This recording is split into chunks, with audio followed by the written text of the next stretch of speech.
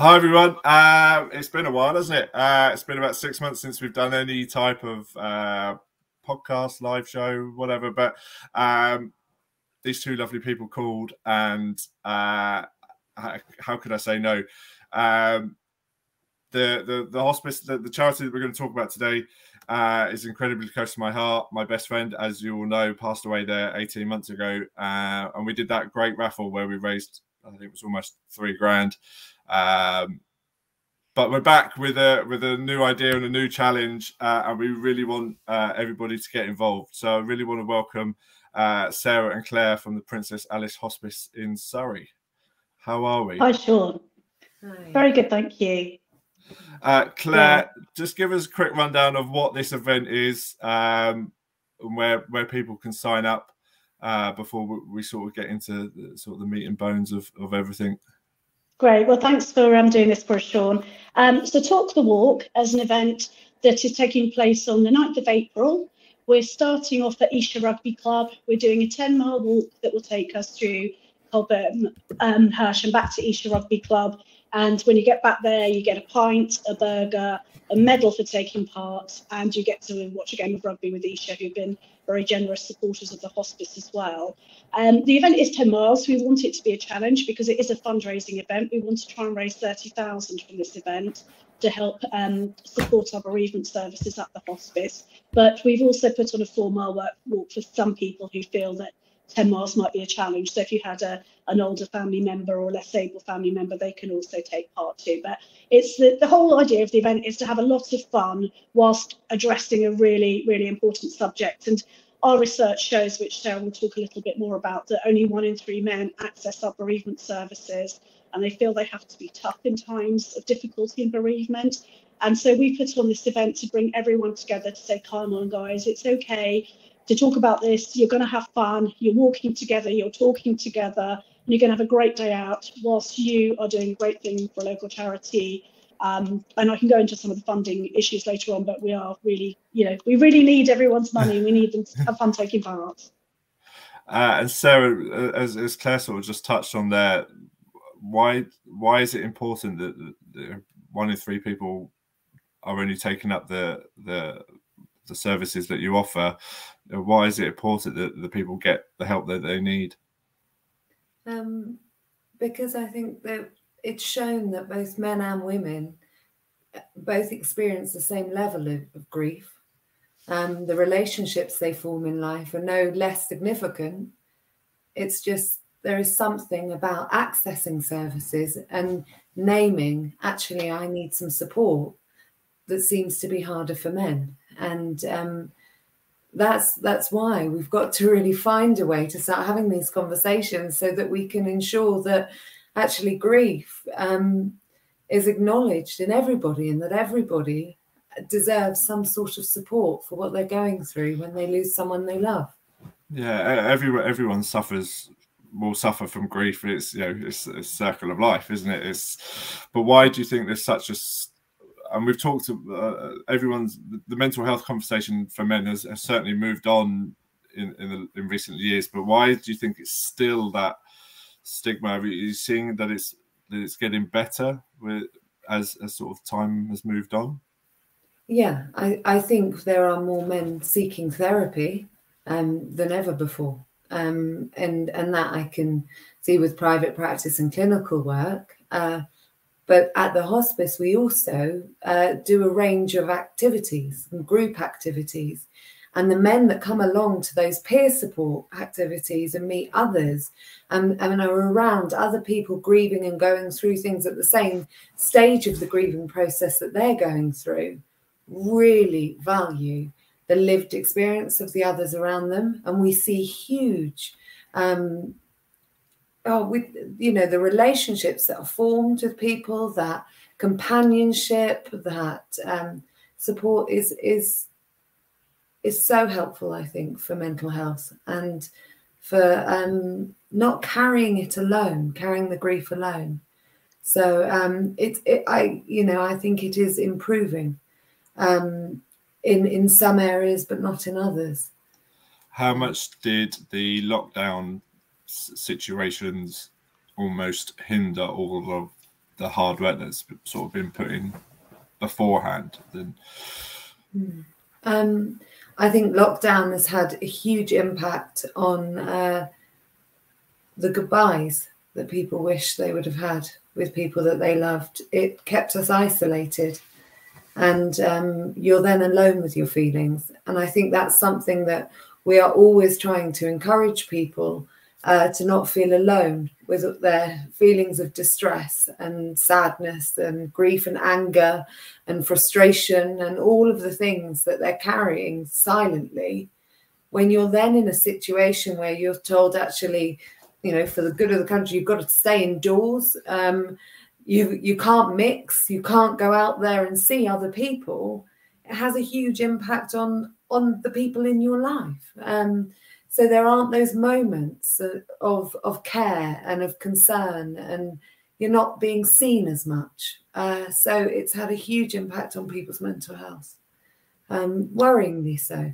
And we're really seeing the consequences of that at the hospice at this time. Definitely. And I guess from my own experience, Andy died 18 months ago, September 2020. So it was right in sort of the heart of everything.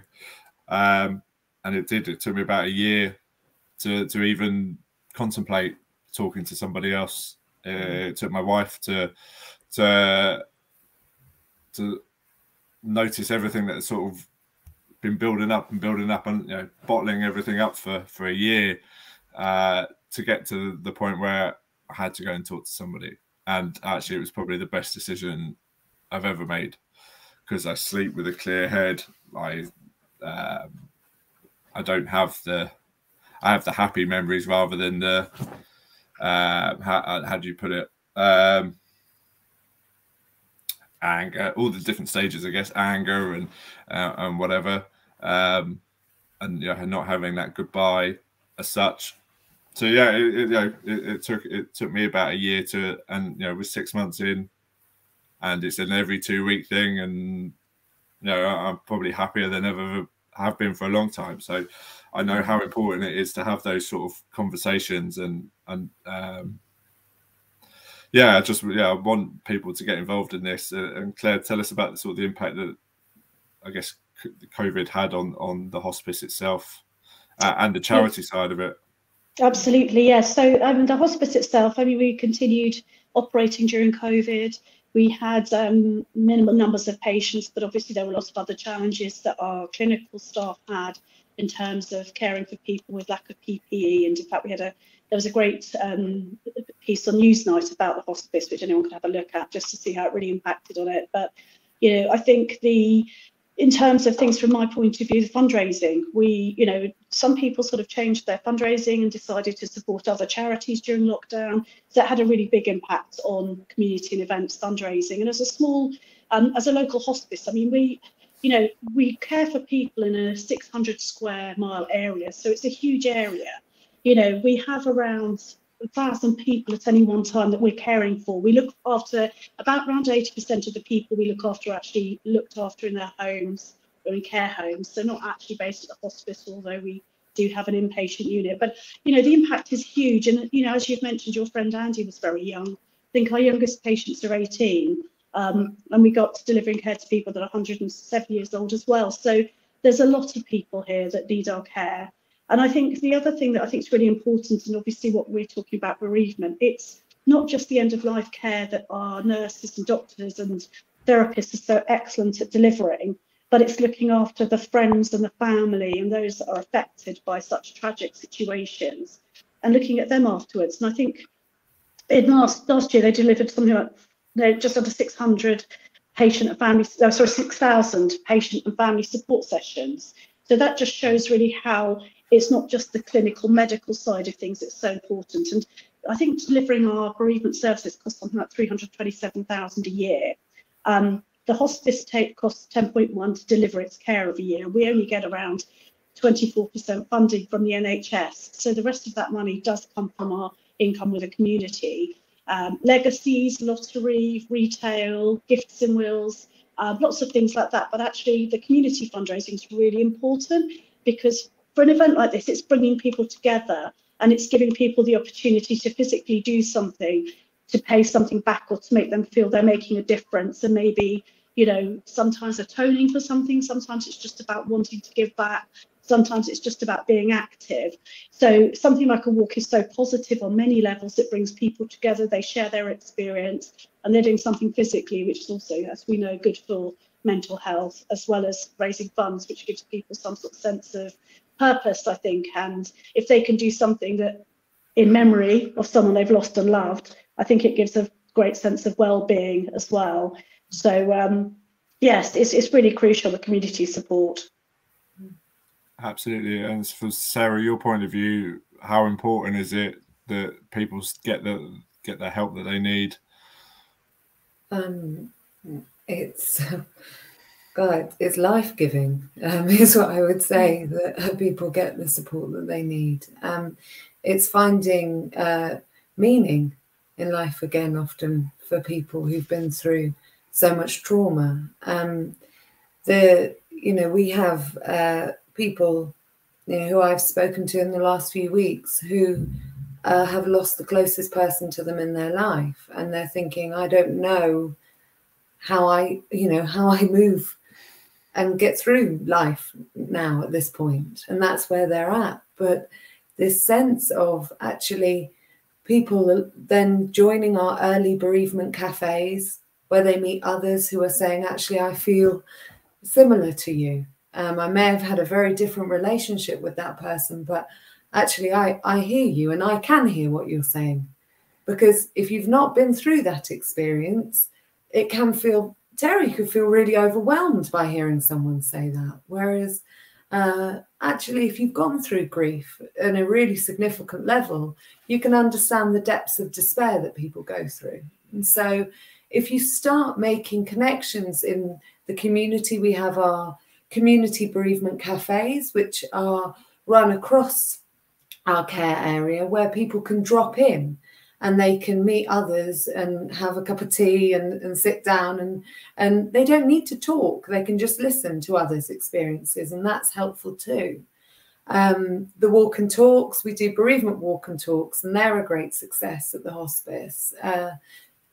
Closed groups with about 6 people, where people feel able to open up sometimes a bit more in a smaller group, can be helpful. There are all these things where we want to tailor our care to be as individual as possible, but that isn't possible without having the sort of funding in place to help put on different events. And something like the event we're talking about today is really helpful, because actually it's appealing to men in a different way, and women, if they're rugby fans. Yeah. We want the variety there, because actually that may be the one thing that person goes, do you know what, I could go along to that. I can go and watch a rugby match alongside a load of people who love rugby and feel like I'm not alone, when we're all there for the reason that we've actually all experienced grief in some way. Definitely. Yeah. Absolutely. And I think, one of the questions we've had is, why are we aiming this towards men? And the very reason we are is because we want to make them feel connected, and we want to find a way of bringing them in to support the hospice, to be together and to have that space to talk to each other. And a lot of sort of fundraising events does tend to be quite a female dominance. So this was an event very much going out, we want you guys there shoulder to shoulder, having fun, but doing something good. And I think one of the other things that, when people have spoken about men in grief, is that how, they're afraid to be, they want to sort of be masculine and man up. And actually, one of the things that's really struck me, just reaching out to people, and if you go onto our website and look at the videos that we've had, is how so many guys have come forward and started talking about how they feel, because we've given them Talk the Walk as a reason to talk about it. And there are some people that recorded videos for us and spent the whole time crying, which to me I thought was a real privilege, that they were prepared to open up to us like that. And they said how much they really needed something like this, because in some ways, other ways, they couldn't find the right way to give back what they felt they'd got from the hospice for their loved one. So hopefully this is why it does appeal to people. As we say, it's women too. I mean, we all love rugby. It's for everyone, but we do want to give the men the chance to talk. Definitely. And so let's talk about sort of the rugby side of it. Seasons are coming to an end, people. Let's, you know, a lot of people's seasons even finish this week. So why wouldn't you get your teammates together, including 3 bloody good things? You go for a walk and you talk to your mates about things. And this week, having signed up myself and put out publicly that I was seeking therapy, I've never had so many messages and so much support over the last week from people that I haven't heard from for a long time, and that people want to sign up too. So, you know, reconnect with your mates and your teammates, and, you know, maybe you'll get to learn something about each other you may not have learned while you're playing on the pitch. Yeah. Do the walk, go and have a beer at the end of it, have a burger and watch a bloody good game of rugby and raise a lot of cash for a great charity and a great cause. And you might just, you know, it might just be the thing that you need to go and get some stuff off your chest that you may not have even realised that was there. So come and do it. I'm going to be there. Hopefully there's going to be quite a few of us there as well. Come and raise a few quid, watch a game of rugby. Like, you're going to do it anyway. You're going to go and watch a game of rugby. So why not come and watch this game of rugby and we'll all walk there together. Absolutely, there's something very therapeutic as well in just turning up and saying your loved one's name. Yes. You don't need to say any more than that. And just coming there, being around others and saying their name. Yeah, absolutely. And you'll get a free T-shirt when you sign up on the day, and we have in memory bibs, and so a lot of people like to write the name of their loved one on, and I know certainly it's very inspiring for people, and walking along and reading somebody's name on the back and very moving. So, you know, we encourage you all, as you join in your teams in memory of your friends or Andy and other people that we've lost, to do that, to really kind of, you know, memorialize them in a really positive way. And, you know, have fun, laugh about them. As you say, Sean, it's nice that you're finding some good memories, and this is a time to talk about happy memories with people in sad situations. Oh, some of my best memories with Andy were having a beer, eating a burger, and watching a rugby match. So it's the three things that we did quite regularly. So it's a magic combo. It is. So where can they find out more about the event? So if you search Princess Alice Hospice Talk the Walk, that should bring us straight to the web page. I know you've put a lot of links to a lot of your stuff as well, Sean, so thank you for that.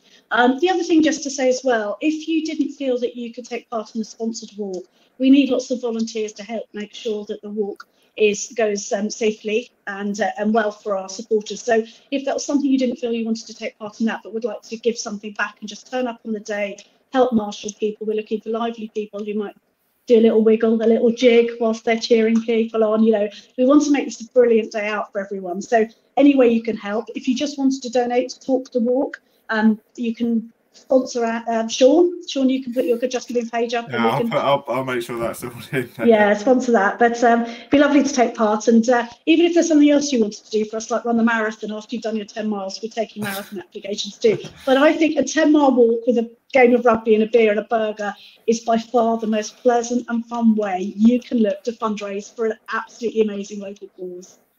There we go. I think that's a perfect way to end on. We'll put all the links and everything into all the descriptions and all the bios. And if you head to fybrugby.com, all the information is also there. We'll keep pumping it out because we want to see more of you on there. Yeah, maybe we'll do a podcast afterwards. And we'll sort of chat up, and we'll great. Maybe we'll do some stuff along the route as well. That might be. That's a great idea. That'd be great. Yeah. We'll get the camera out and we'll film some stuff as we walk along. But it's been an absolute pleasure, Claire, Sarah. I look forward to seeing you on the 9th of April. Brilliant. Thank you very much, Sean. We really appreciate it. Until you feel your boots, fans, and everyone, please get on board. We need you. We want you. Shoulder to shoulder. Well, I don't want to sing that after Saturday's game. I'm a bit fed up with that song. My dad's Irish, so my mum was as well, but still. Lovely. Anyway, thanks so much. Take care, everybody. Cheers. Thanks, Sean. Bye. Bye.